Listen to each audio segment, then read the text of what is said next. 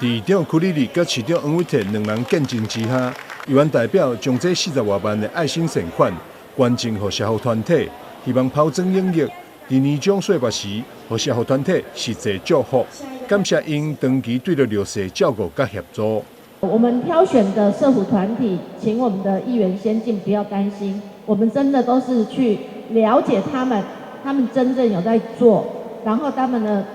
大環境上面對他們來講。無定定吼，像愛英芒伊佇個白河內底吼，伊毋是足濟囡仔規百個，但是遐個囡仔是真正是上該需要的。對於我們社會的貢獻哦，如果台南沒有各位哈，更加會社會福利工作更加舉步維艱，因為政府的規定就是死的啊，資源就是有限的，沒有來自民間的力量哦，真的是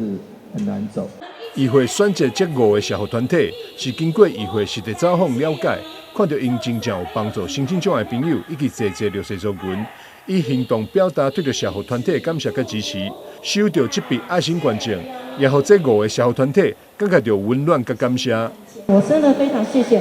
市議會這次邀請我們來，然後呢給我們肯定，也謝謝我們雅比斯所有的志工，還有我們的家人。